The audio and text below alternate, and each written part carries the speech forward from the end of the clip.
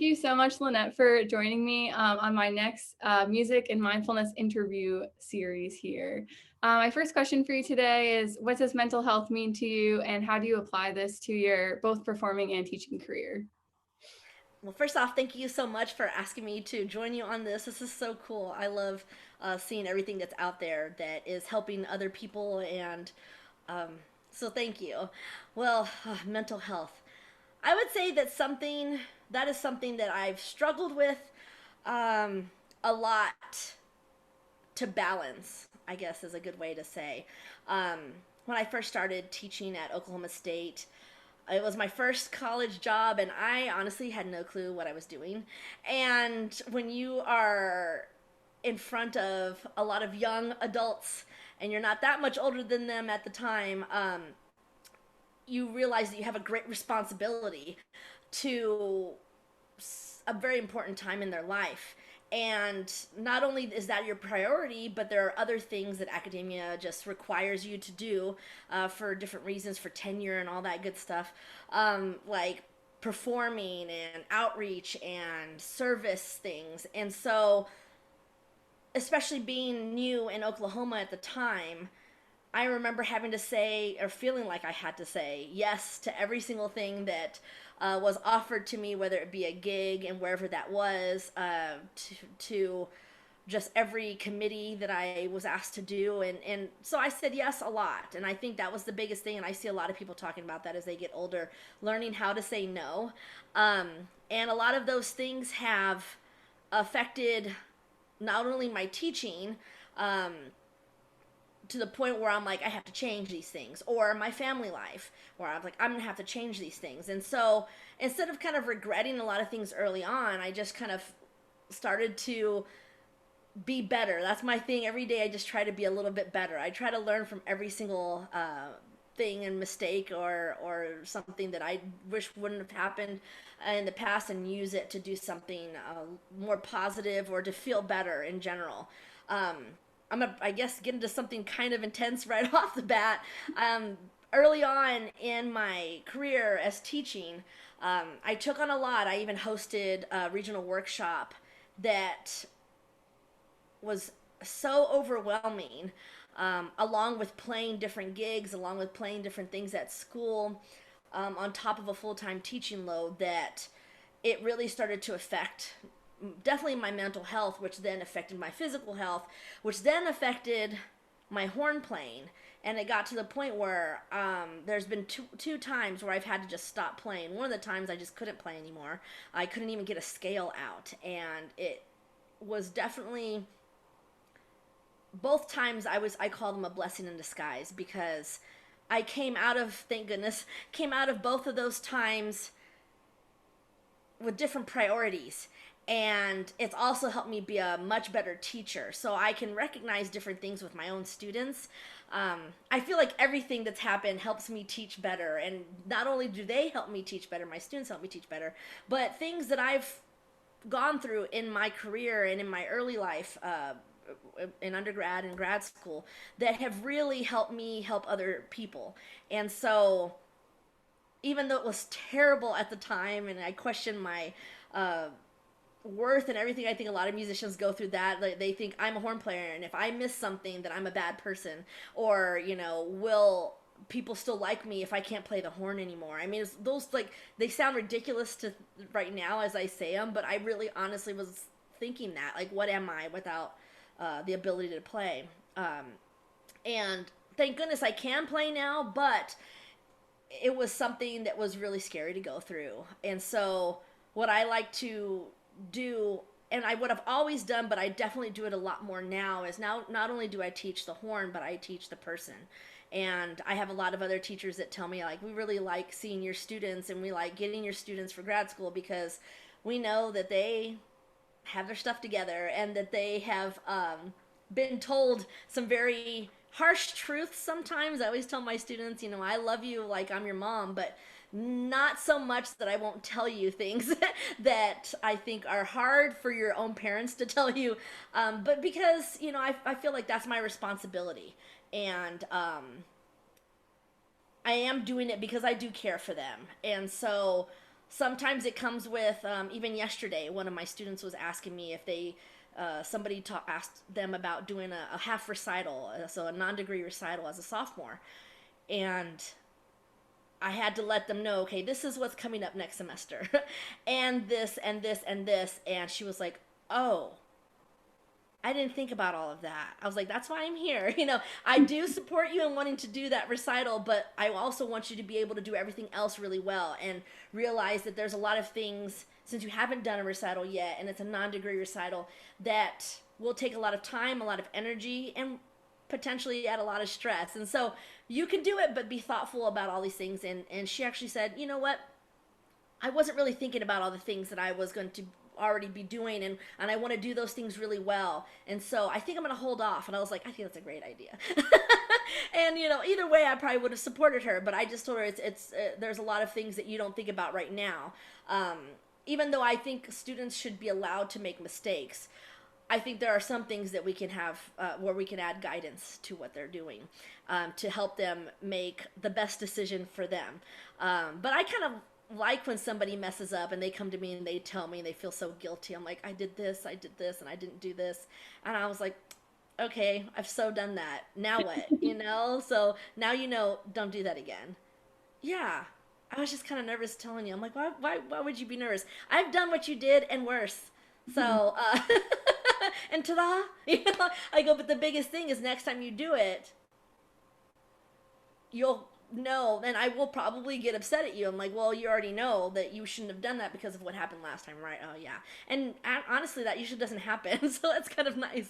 But, I think it's just, life, especially right when you get out of, leave the house and go and try to live on your own and become a young adult, there are a lot of things that happen that we are not prepared for as young people. And so I get to see that. That's what's so cool about teaching. But I really get to see that and be a part of that. And to me, that's a responsibility that their parents have given me or put upon me. They know that I'm going to allow them to make mistakes, but also guide them and help them. But also not from me being perfect, but from me doing the same thing and still figuring out how to learn from it, which is actually the most cool thing I think in life, is to learn from all those mistakes and all the failures. So Yeah, absolutely. I'm curious if you're willing to go a little deeper into the time where you couldn't like play the horn. How did you move through that really difficult time? Like, were there meditation or journaling, or like what kind of self-care or mental like tricks, I guess you could say, were you doing during that time? well, I did have some guidance from well, the one thing that I did that I think I see a lot of people doing now, but when this happened to me, I knew it wasn't something that people talked about a lot. I talked to a lot of, I would say, big names in the horn world, and told them. I think a lot of times, and a couple of times, I had people kind of go, "Oh my gosh, I can't believe you're talking about this." But you know what? That happened to me 10 years ago when I was on tour with blah blah blah group, and I was like, "Oh my gosh, this is amazing." And they all kind of said, "That's so awesome that you're talking about this." I'm like, well, for me, that has always been my biggest form of therapy, is being so vulnerable and so just, I tell everybody everything. I tell entire intro to music classes when I used to teach that class, very personal things from my childhood, things that, and it always pertained to something that we were talking about, whether it be Beethoven losing his hearing or things like that. And trying to help them relate to not only me as a person, but also these musicians, not as just names, but as people just like them, and young people like them.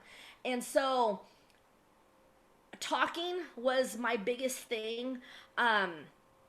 Asking for help, which I think is also really, really hard, because you're basically trusting people with really sensitive information that you're like, okay, what if somebody tells this person, if this person tells everybody that I'm having issues playing? I wasn't really caring about that. I was like, yeah, I'm having a hard time. I can't do this. And I talked to several people, and they were all really great. And they told me, you know what, take this time off, or, redo this. I went down and talked to Bill Vermeulen down at Rice, and, you know, I talk about that a lot because it was just one lesson, but I knew his reputation, and I had known him for many years, and I needed his confidence in what he does to either tell me, Lanette, yeah, you're done, or I got this, and let me show you. And I was ready for it. It was really cool. And by the end of that lesson, I felt like, oh, wow, I do have this. I can actually do this. I'm not broken, you know. If I was, then I would have trusted him with that as well. Um, but a lot of it was just, I'm all about people's journeys and everybody having a different journey. And nobody's journey looks like somebody else's. And so if that was going to happen at any point in my life, then I was just going to sit there and take it day by day and not give myself a deadline of like when something is supposed to happen, and when I'm supposed to be able to do something again.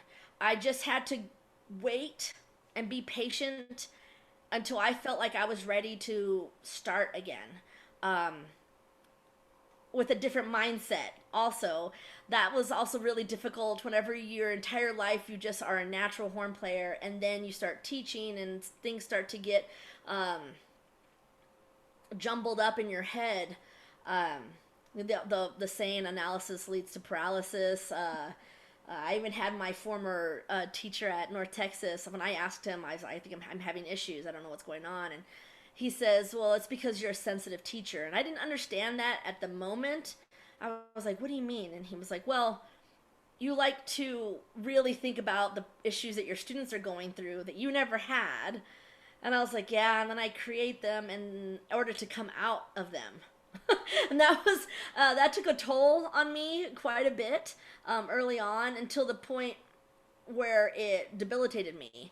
And then I had to, like I said, it all led to me being more efficient. It led me to being um, more thoughtful and to really think about what I understood as how the horn worked. And I reached out to like the best people that I could think about, not only on a horn playing level but on a personal level. And JD Shaw was another one, and Pat Hughes, actually. um, People that I've always not only looked up to but have become good friends.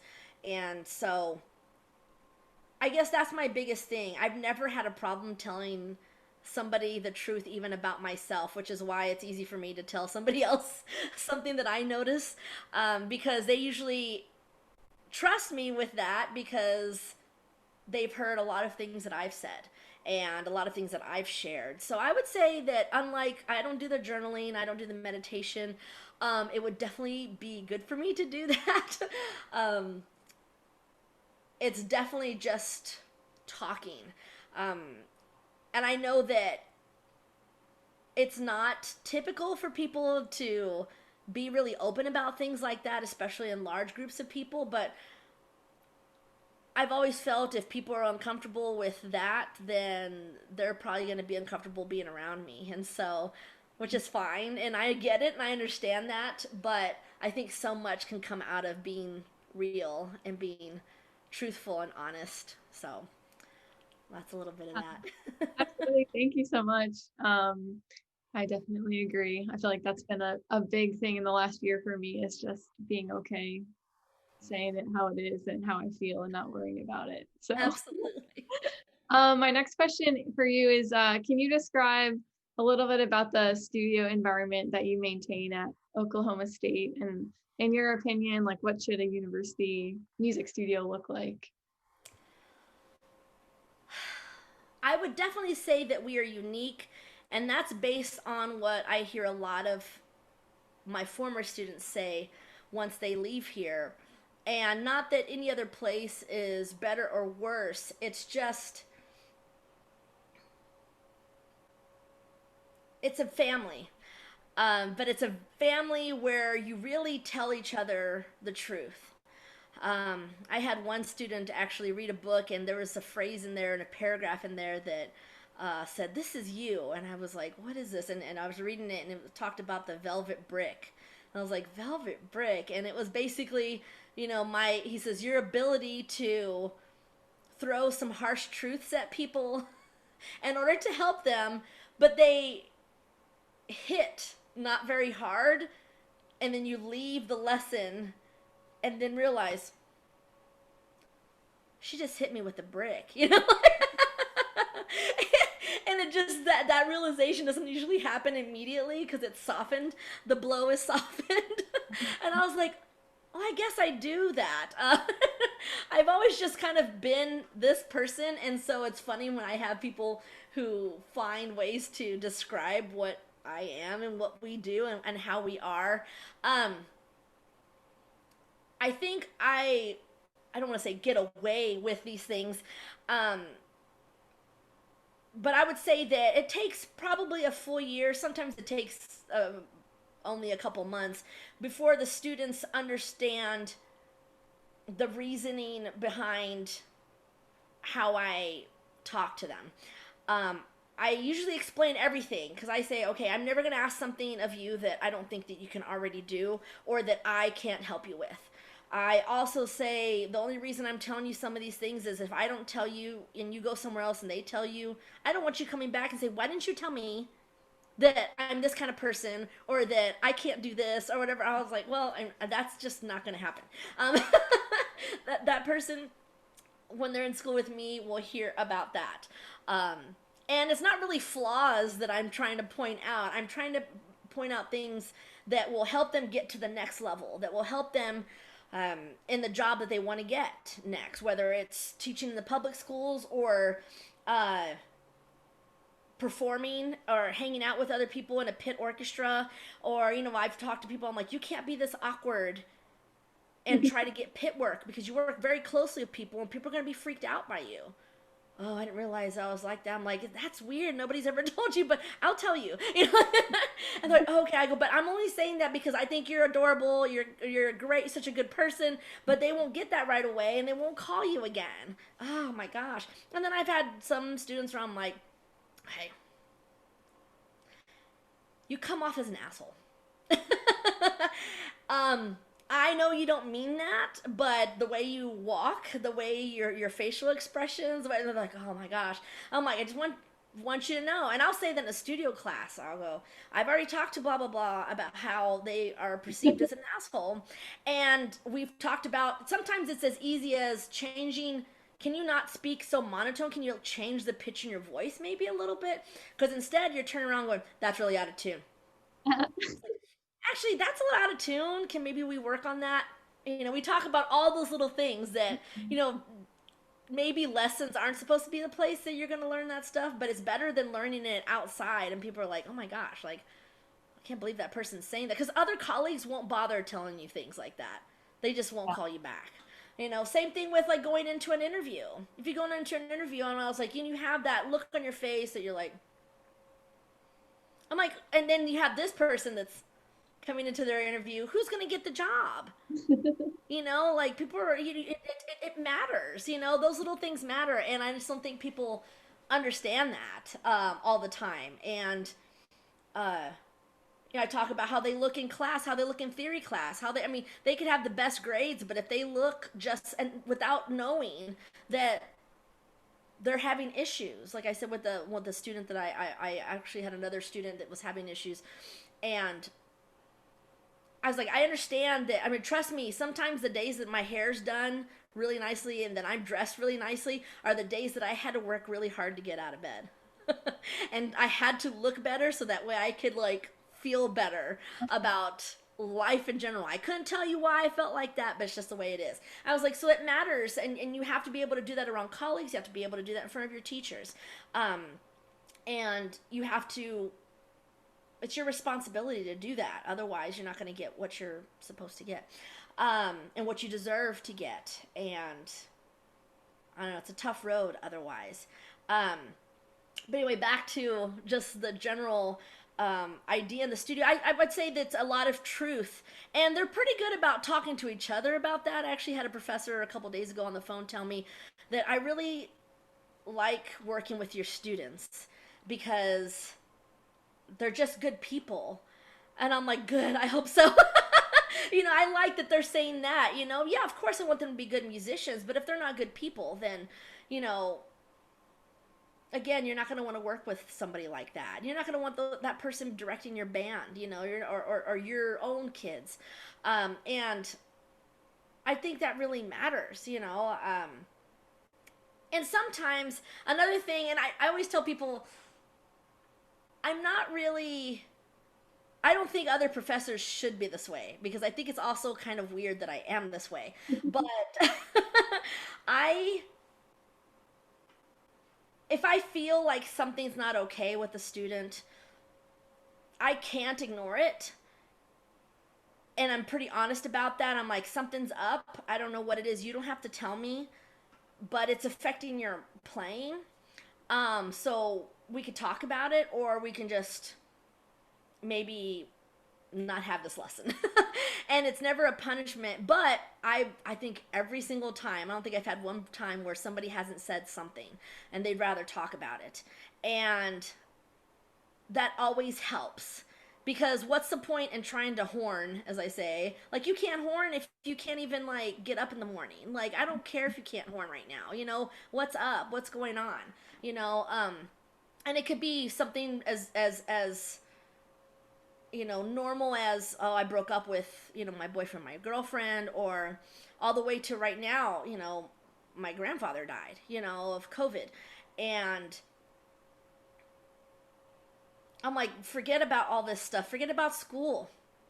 Like, hurt. It's okay. Cry. It's okay. Let it happen, because right now trying to make yourself play the horn is not a priority. Like, I don't care about that. You get an A today because you got up. You know, as harsh as I can be when I know somebody's just not doing their best, sometimes their best is the fact that they got to their lesson that day. So that's a big difference. And I feel like I know the difference between that, and somebody just being lazy and not performing. So I think that's something that's unique to, I think, what we do. I don't have my own kids. I have a puppy. But my maternal instincts, if they're maternal, I don't really know, are to be there for my students. First and foremost, and then to push them to get to be their best person and their best musician. Because that's what I would want for me, and that's what I want for other people to do for me. And they do that for me too. So it's mutual, but it's I like them also to be very unique and to keep their uniqueness and to keep their. I always tell people when I've been having a lot of lessons with potential graduate students, and I said, I hope you can come and visit us. I was like, I would love for you to meet my studio. I said, I have one of each, whatever that might mean to you. I definitely have that. They're like, oh, that's interesting. I'm like, yeah, I mean, I just feel like I have such different people that can keep I don't want them to all be the same kind of person. I don't want them to all be like me. Oh my gosh, the world can't even handle that. But they can be themselves and be good people and be going for the same goal and be true to themselves. And so that's what I love people. I love how people are different. I love to people watch, not to critique, but just to kind of like be amazed at just life in general. So I try to empathize a lot because I feel like whether I try to or not, I feel it anyway. So that's just, I guess, something that's unique to our family or in our situation. So Yeah. So I know that your horn studio's motto is like, wake up, get better. And it seems like you really emphasize and value hard work and work ethic. This is kind of dovetails. Can you describe your like drop the beat warm up and how it connects to this? And like also just how did you come up with drop the beat and what benefits have you noticed from sure. the program, I guess you could say, over the years? Okay, I wasn't even expecting that question. That's so cool. I always talk about how I am not a morning person, which is why I asked if we could do the later time today instead of the earlier time. And I always tell people that because, especially students, because I ask them in a normal year when we actually can do group things, to be at a warm up at 7:30 in the morning. We do it at 7:30 in the morning. It's a group warm up at 7:30 in the morning because it's before most classes start. And what I've done, it used to be something that I would have every day with all the same people, but as the studio got bigger, we had to adjust to the size of my office. I'm getting a new office soon, so that'll change. But in the next couple months, hopefully. But what I do is I require every student to have 2 mornings, and that usually averages between 7 or 8 students at a time. And I usually have the graduate students figure out the chart of like everybody's schedule and try to get them on their preferred dates. And we get together and we play, it's called Drop the Beat, because we play just normal everyday exercises, scales and thirds, different rhythmic patterns, tonguing patterns, all to pop songs. I just love terrible music because to me it's not terrible. I can't help it. It just makes me happy. And for me, it's I had a friend that said, a percussionist friend who said, it's really hard to be mad at the metronome when it's your favorite songs.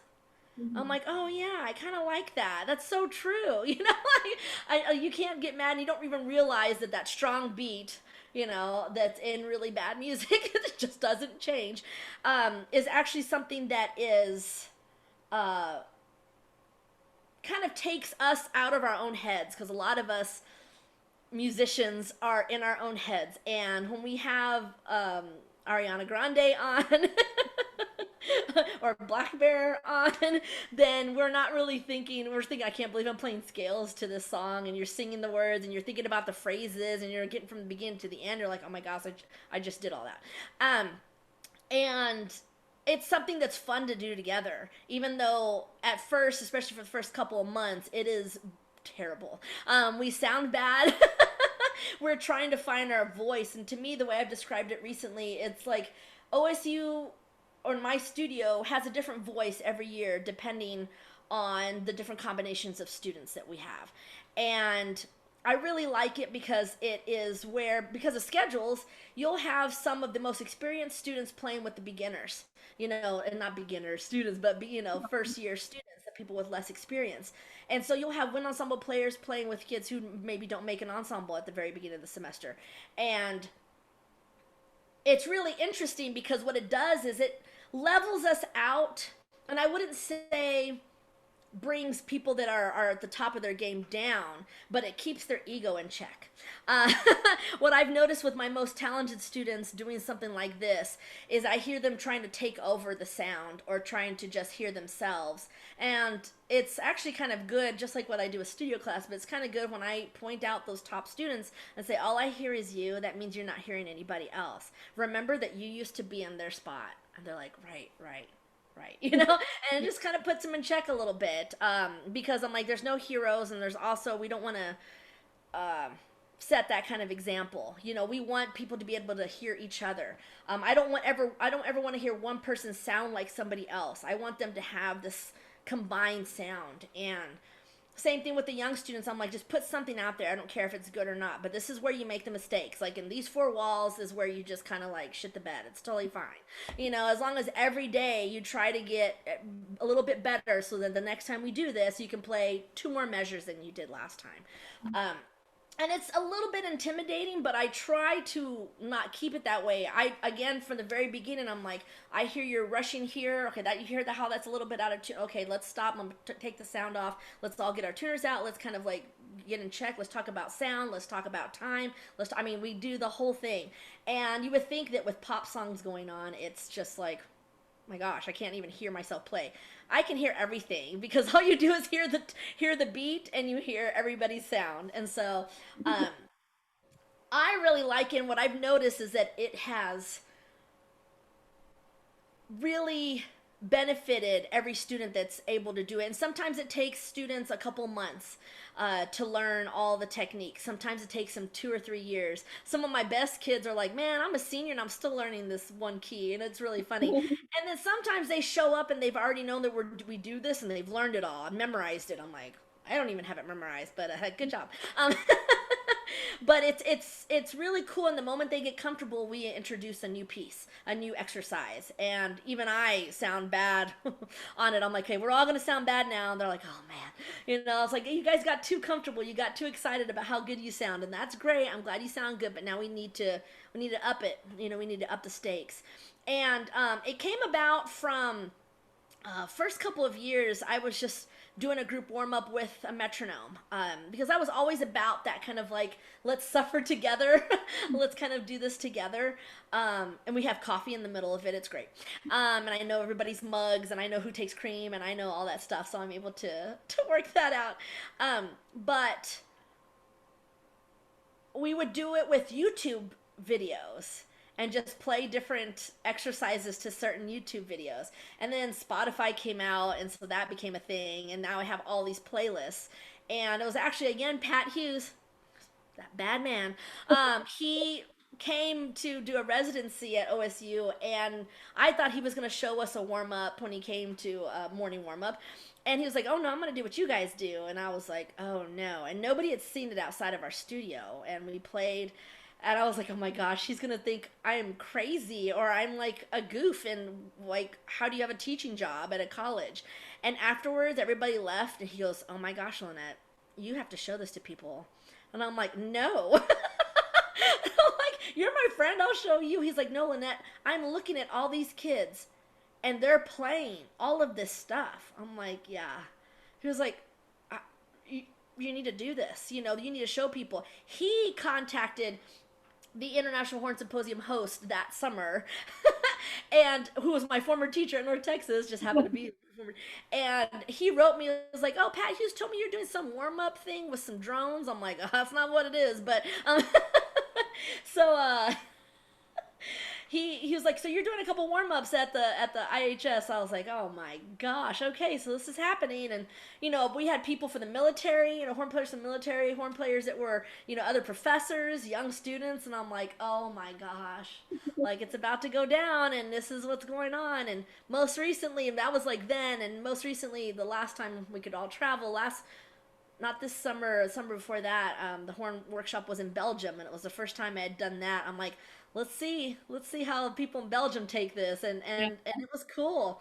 Um, it's just something that just became its own monster. And the question that I get a lot from other professors, um, and some pretty big time professors, like, we try to do this, and how do you get kids to show up? Like, what do you do when they don't show up? I'm like, well, I remember there was times where Rusty and I were the only two people playing. Ashlyn and I were the only two people playing. I mean, there was nobody there. It took a long time, and it took me requiring it. And now some of those students, like, can I come every single day? I'm like, even if I'm not assigned to that day, and depending on who it is, if I believe them, if I trust them, I'm like, yeah, you can come every day. Like, awesome, I'll be there every day. I'm like, wow, this is so cool. But like, now when people ask me, what do you do when they don't show up? I go, they show up. But no, but what do you do, like, when they don't show up? I'm like, if they come to OSU, they show up. Yeah. Like, really? I'm like, they used to not. But sometimes you have to make people do things until they know it's good for them. Yeah. And if they don't show up to that, they're not showing up to other things, and it becomes a whole nother thing.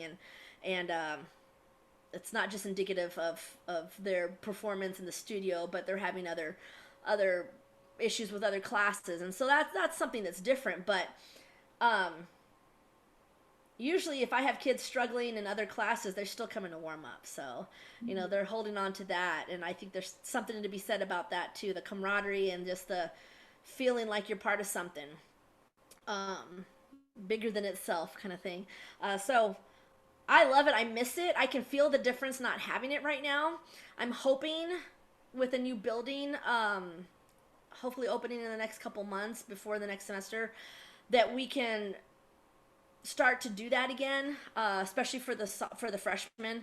I did a freshman fundamentals class for about 4 weeks, where I did that in a large classroom with a couple of them, and I can tell. I know. I can definitely tell. Even with the older students, that we need to get together. We need to find our sound together. You know, they're not doing large ensembles, so you know that OSU sound isn't there. So we haven't figured it out yet for this school year, but I'm really hoping that next semester that'll happen again. So Yeah, it's tough not being able to be with your studio oh my mate. gosh, And for us in the Oboe world, the read room is like we can't be there together making reads, and that's not. right.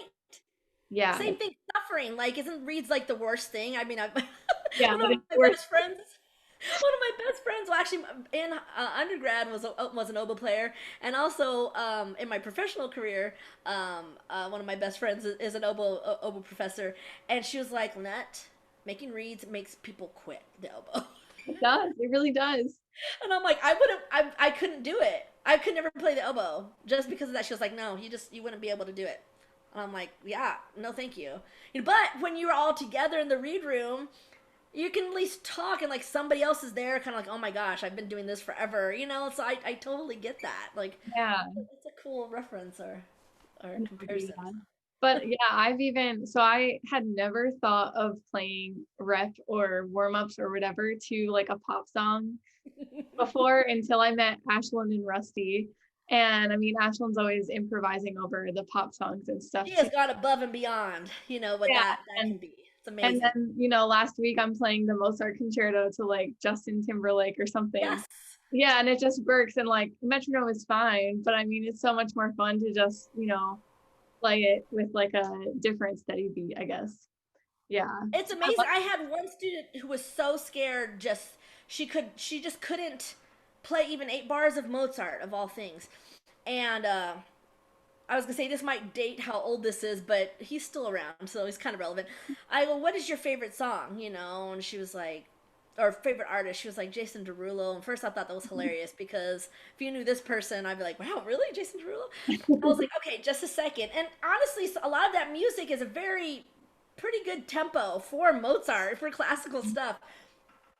I was like, okay. And I found a song from Jason Derulo, and she played with it, and she played like an entire section for the first time, like ever, and put her horn down. She was like, and I was like, even I was surprised. I was like, oh my gosh, I can't believe that worked. But she was just like, she again was out of her own head that she felt like she can go forward. It was amazing, and it's just, a lot of it for me, turning off a song is punishment. I'm like, I'm gonna put them tick, tick, tick, tick on if you don't like start paying attention, and listen, it's pretty cool, like that same percussion friend was talking about how he also produces music, and so he said it was really amazing when he changed the sound of the metronome that was in the recording studio and in the headphones from that tick to what even Tonal Energy does that now, where it can change it to a shaker or I a have, different sound. And yeah. yeah, and it just changes the take. All of a sudden, the musicians play differently because it's a duet partner. I always say it's a duet partner, or it's something that's just part of the group. And I was like, oh, that's really cool, So I have no shame in my music game, pop music game, and so I know there's a lot of classical people are like, oh my gosh, can't believe you listen to that. I'm like, oh my gosh, yes I do, and I'm like, I just have fun, and you don't with that stuff. It's fine, have fun with your um, but it's something that I really enjoy.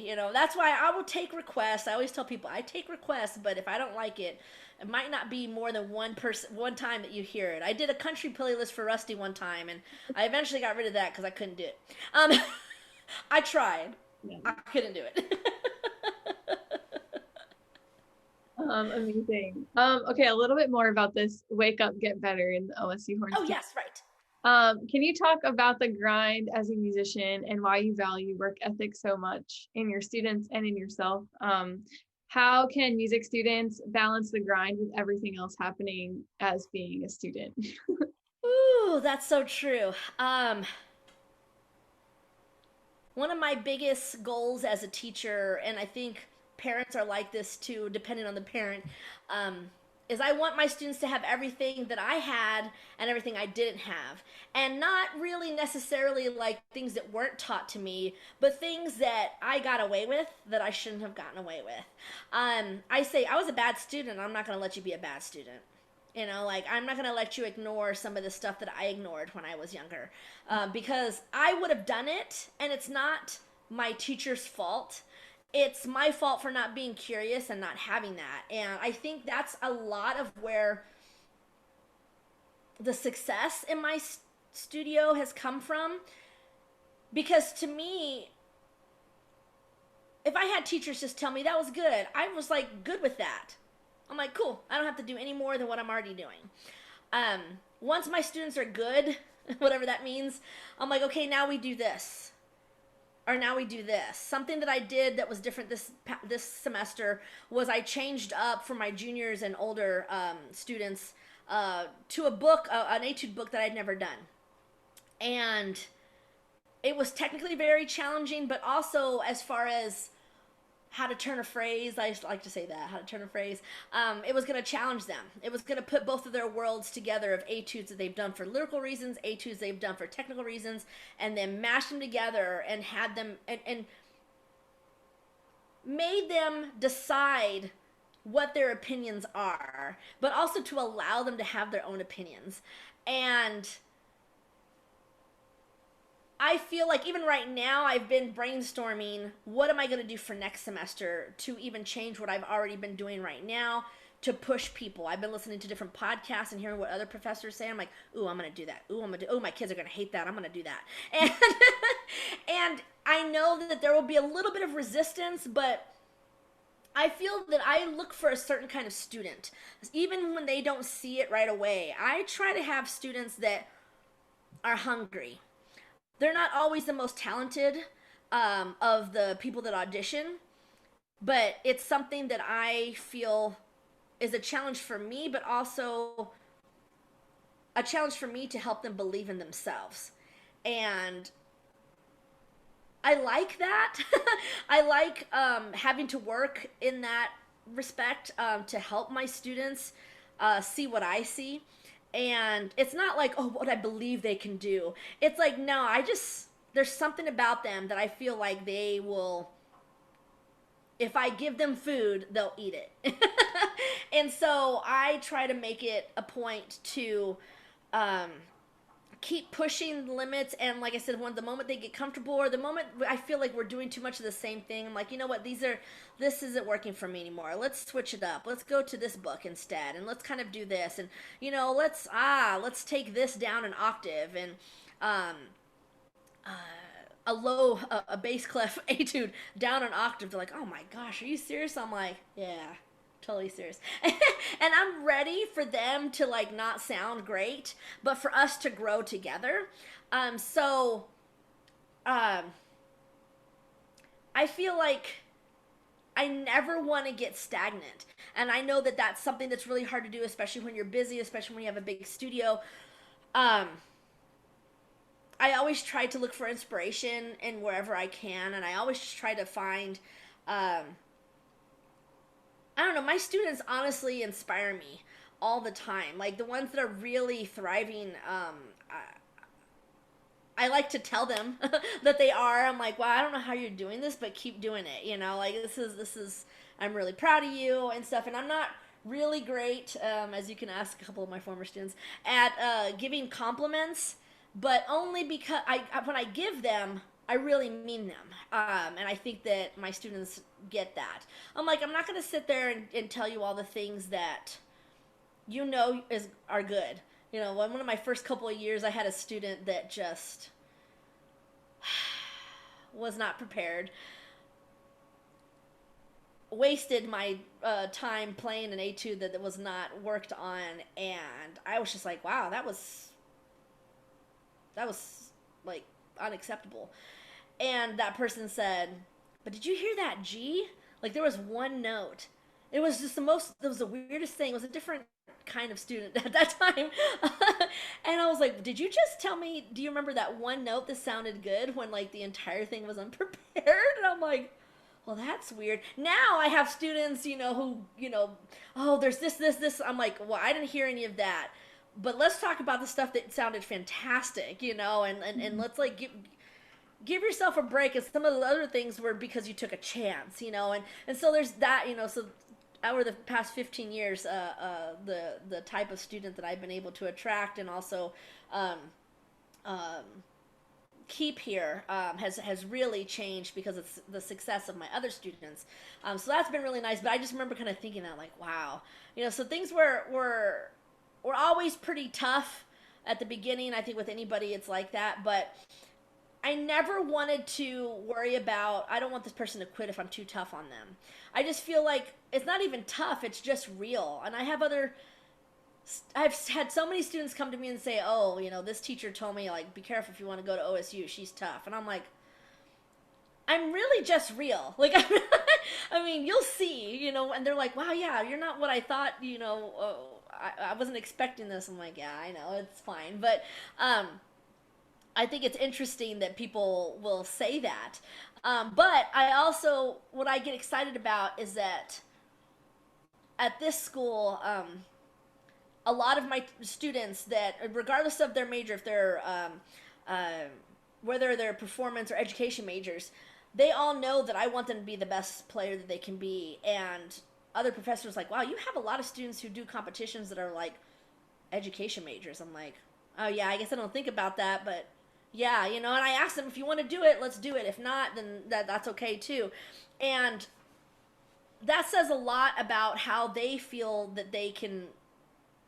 as players. And so I take a lot of, I guess I'll take a lot of pride in that, that they feel like they can compete against anybody, that they're not seeing their major as a label.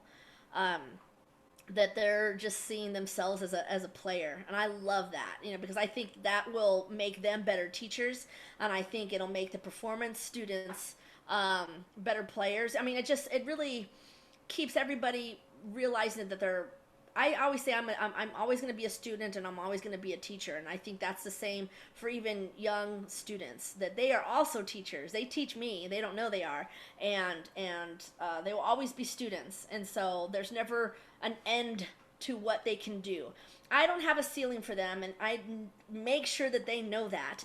And that if they succeed in something, then we can go for the next thing. Like, there's just no time off. Let's go, let's go, let's go.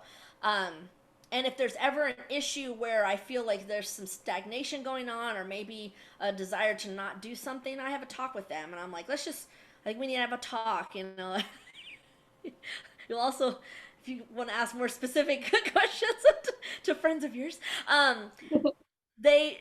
lot of times they know when a talk is coming. My students know when a talk is coming. They're like, oh, I knew you were about to say something. You're going to want to talk about something. I'm like, I know. Like, I don't want to do this, but this is what's about to happen. And it usually boils down to, okay, what do you want to do? Do you still want to do this? Like, tell me. And it's never me saying, I don't think you can do this, or you should probably change this. It should always be like, is this what you still want to do? Okay, then this is why I'm doing this, and this is what you have to do. So I want to make sure that we're a team. Sometimes I'm a coach and they're a player, but most of the time we're teammates, and so, but also I need every teammate to be pulling their own weight. And I have an on and an off switch, and off is bad. and they usually notice that, but I don't have a middle. It doesn't sit in the middle. So if I'm on, I need them to be as on as possible. One of my favorite sayings that I think I made up is like, I give 100% all the time. Sometimes it's 100% of 20%. Like, all I have is 20%, but you're getting all of it. You're getting 100% of that 20%. And I just expect the same from them. Just like I was saying earlier, like, whenever you have days that are just not your day, where you just, horn is the last thing on your mind, if that's the best you can do, then that's the best you can do. I'm in the same boat a lot of times. We're all in this life together, but I just feel like, a lot of that intensity that comes from me is why they trusted to me in the first place to be their teacher and to be that person in their life for this time, time period in their development. And if I have to remind them what my job is, then I will. And they're usually pretty understanding. Like, yeah, I wouldn't want you to be off. I wouldn't want you to just go through the motions because I hate those hours of my life. I try to work hard so that I like every single hour of my life that I'm teaching. And I don't like having the tough talks, but I'll have it, if I need to. And it'll come also with, yes, I've been through this, I've dealt with this, and it comes with a lot of reality and understanding, but a lot of truth in it. So Awesome. Yeah, I love all of that. Showing up just as you are that day and the best version of yourself has been a personal motto of mine this past semester, and I yes, feel so like relieved almost. It's just like there's just like a distance between you and like everything you used to carry, and you just like decide what you're going to pick up that day. Like what can you carry that day? right. Um, I love that. Yeah, yeah. that's so great. Um, yeah, wonderful. I'm gonna switch gears a little bit here. I just have a couple more questions. I was wondering if you could talk a little bit about being a female instrumentalist, Ooh. especially in your predominantly male-dominated brass area. If you feel comfortable sharing, what are some experiences you've lived through, where maybe you felt like being a female has been like a barrier for you, and how you moved through that? Oh my goodness, this could be a whole other interview. Um, and of course, I'm comfortable saying these things. Um, well, I will. I was actually just saying something about this the other day to somebody. I can't remember. Um, wow. Let me start with a little bit of background because I think that'll help. It's a story I like to share, especially nowadays. I need to share with as many people that will listen. Um, I moved around a lot when I was young. My dad changed jobs a lot for different reasons, and as I got older, I started. He was able to tell me what those reasons were, and a lot of times it was because he was doing a job that he was hired for, but he wasn't really supposed to do that. He was supposed to be more of a figurehead, and wasn't being supported by the people who should be supporting him. Without getting into a lot of details, but anyway, we moved a lot. I was born in Kansas, moved to Missouri, moved to several places in Texas, moved to Nebraska. Um, and I moved to Nebraska between my seventh and eighth grade year, which was tough because I have a really bad memory, which is kind of a good thing and a bad thing. But I remember having to say bye to my best friend on the phone and not in person. And I felt like it was just a week later we were in Nebraska. I don't really remember. But it wasn't until I was in Nebraska and going to school um, as an eighth grader that I was very different than a lot of people just based on the color of my skin. Um, and that was a shock because the last place I had lived was South Texas, and a lot of people look like me, and I didn't really know how to take a lot of the things that were being directed my way from a lot of bullying. I would say a big part of my life, my young life, and I was also pretty smart. So when I took my placement test to get into my classes for the eighth grade, I tested into what was a test program that they had called the Honors Core program, which meant that the select students took all their core classes together. So they were really kind of set apart from the general population. Um, which I'm kind of saying it that way because it was nice to be around people who also had the same kind of skills, but it was also unfortunately a very elite kind of group of kids, about 10 kids, who had been taking all their classes together since they were in the sixth grade. And here I come in as an eighth grader. as another smart kid. And I wasn't really very welcomed because I also looked very different. I was also picked on in my algebra class, and the teacher would say, "There's 100, and it was Lanette." And I'm like, "Oh, great! You know, here comes more bullying." Math was I was always a year ahead in math in any school that I was at, and anyway, so I had dealt with a lot of that. I had started to feel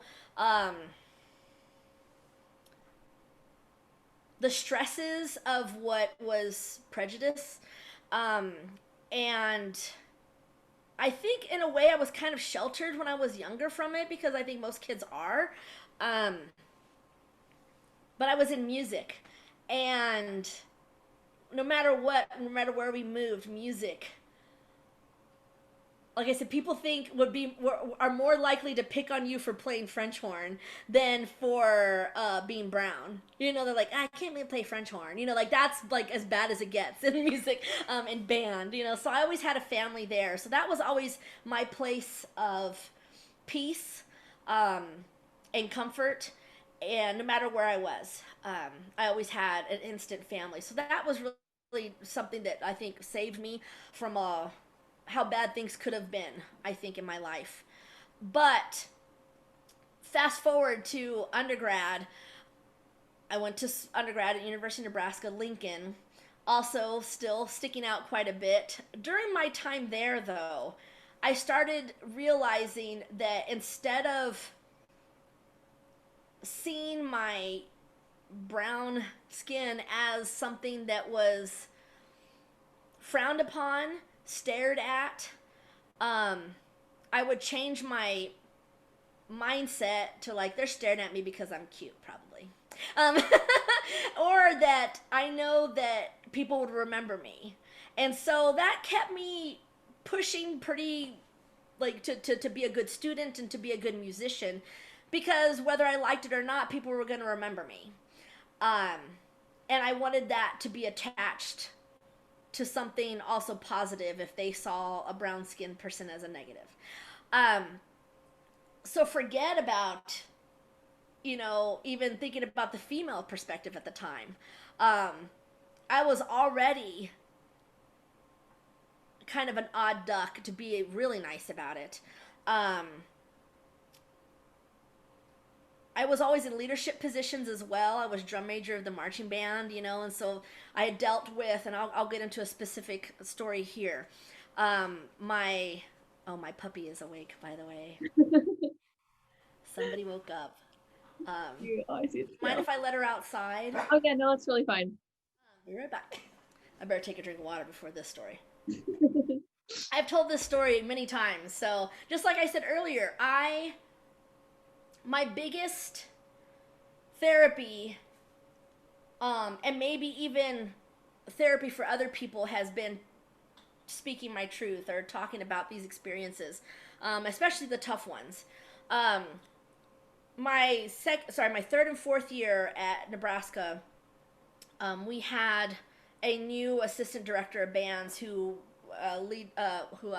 was director of the marching band, and right away, he rubbed a lot of people the wrong way. I found him to say many racist and sexist comments. And another favorite saying of mine, I am my father's daughter. I confronted him every time that happened. There was one specific instance where we were at a bowl game. Nebraska used to be really good at football. When I was there, we won 2.5 national championships. Wow. Now, don't ask their record. But the time I was there, I think we lost 2 or 3 games my entire time there. But we were at a bowl game in Miami at a rehearsal, and I had heard there was two female drum majors and a male drum major. I had heard that he wanted the male drum major in the center because it was aesthetically pleasing to have a man in the center and 2 women on the side. That did not sit well with me. That was not a good reason. That was Not good. So during that rehearsal, first rehearsal, I went up into the stands where he was, and I asked him, "Did you say that it was aesthetically pleasing to have a man in the center and two women on the side?" And he was like, "Well, yeah, it's about right," kind of like gave me the runaround, and I was kind of joking. I was like, "You think that's funny?" I was like, "If you think that's funny, there's about 250 people out there who don't think that's funny." And then the drum major, the male drum major's on the podium down there. He was like, "The mic is on," and I said, "I don't care," because his mic, the director's mic, was on. And I was like, "I don't care." And the director said, "Well, Lanette, this is neither the time nor place to talk about this." I was like, "There is no time or place to talk about this," but I just, I had to voice my concern and my anger. What we ended up doing is switching between pieces where one drum major would jump down, the other person, and we shared the podium, the center podium. Um, there were other things that happened with that director. I'll be happy to say that he didn't get reappointed from several other complaints from several other people. But also, and I don't know how it only happened recently, he was arrested somewhere in Florida for doing something terrible. So he was still somehow employed. I have no clue how.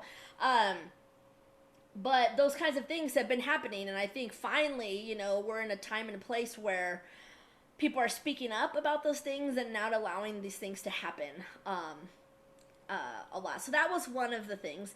Another instance, this is tough.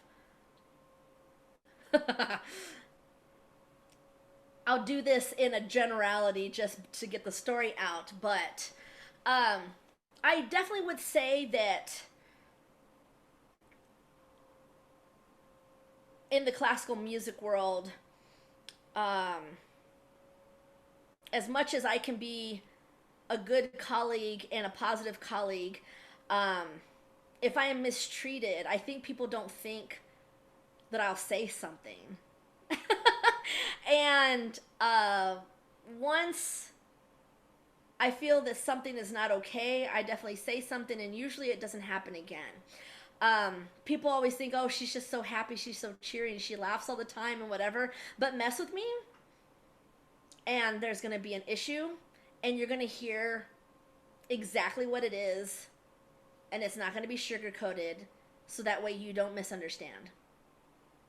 That's just how I can't. Same thing with teaching. If I can't sleep at night because I haven't said something that I could have said, that's just not an option for me. If I have to say something, I'll say something. And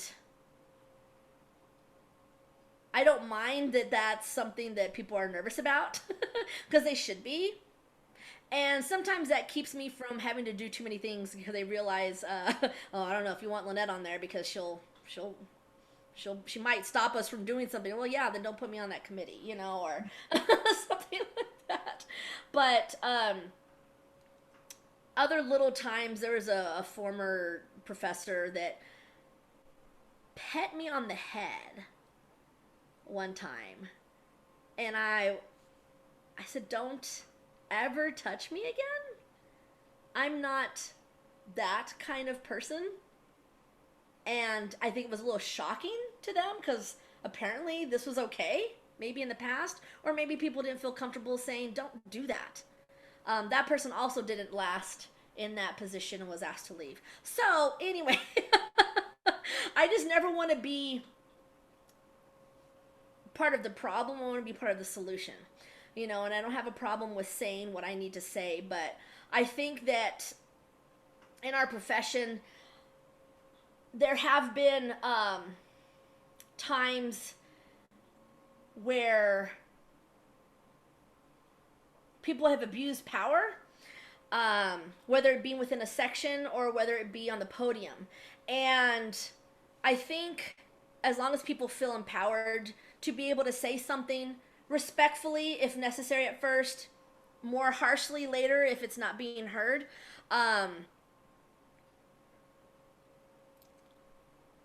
I don't know. I just hope more people and people continue to kind of keep their voices heard when something is not okay, um, because it isn't, and it's been like that. It's been okay for so many years, so many decades, and we obviously have more work to do in this country. Um, and I'm just trying to do what I can in this little tiny world that I live in. You know, some people are movers and shakers in the country, and I'm just like, okay, around me, I want to make sure that this environment is something that I feel is fair, that I feel is, and you can be tough as hell. You know, you can expect amazing things and hard things out of, but you better expect them out of every single person, and you better do it respectfully, and you better do it because you're working for each other. I've dealt with a lot of things, even just recently, where I think the abuse of power had hit an all-time high, and there was a little bit of an uprising. And I was very proud of the students who did it, and I was proud to have their back. And former graduates and everything were also really like, thank goodness somebody finally said something. Thank goodness it was students, and you know, people taking ownership, like I said, of not only their own happiness but their own existence, you know, and not being treated poorly. And so, you know, I you know, we all see the stuff that we're getting into all kinds of stuff, aren't we? I see the as they say, don't read the comments on some of when people are strong women. Um, the kind of comments that are put there are incredibly painful to see, but also I read the comments because that keeps me doing what I'm doing. I need to, you know. We all need to. Um, yeah, I don't know, like, it's funny because everything kind of boils down to, like, when we talk about all these bigger issues, we also think about, oh yeah, I teach the French horn. I just teach the French horn. I teach people how to play through a piece of brass, you know, like, and like, it's puts things into perspective, you know. And I try to do that kind of stuff when people are nervous about things, because I do the same thing for myself. I'm like, how much does this really matter? I'm pretty lucky to be able to play the French horn, you know, like, and to like teach this, like, what a dream, you know, like, my life is pretty good. Um, and there are people doing much bigger things out there that really affect people's well-being, and mental health and physical health, and man, you know, like, like I said, I'm just trying to do my part in the immediate realm that I live in, whether it's just speaking my mind, making sure that people aren't taken advantage of, whether it be students or whether it be other colleagues. You know, that, as I told my students when they were doing what they were doing, I said, you guys have to speak for people who can't speak for themselves. If you feel, and I was like, if you don't feel comfortable doing that, I understand. But those of you who do, and there were, thank goodness, there were some that did. Damn, it was beautiful. It was Yeah. beautiful. It could start a movement, you know, as they say. You know, it could definitely. So, I don't know. What a time to be alive. Of Yeah. Thank you so much for sharing all of that. I hope that course. hits home for a lot of our viewers who will hopefully watch this. I have They one make more it this question far. for I'm talking you. a lot. Oh no, you're great. I love this. I have one last question. What advice would you give to your younger self? Wow.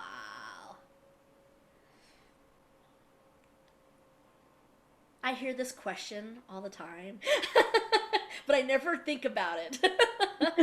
um, you know what? I'm very um thankful for everything that I've been through. I don't think I would want anything to be different, because I know for a fact that the things, my mistakes especially, but the hard times that I've been through have made me this person. So the advice would be more of just a heads up. It would be like you're about to go through a lot of shit. And know that it's what's going to shape you.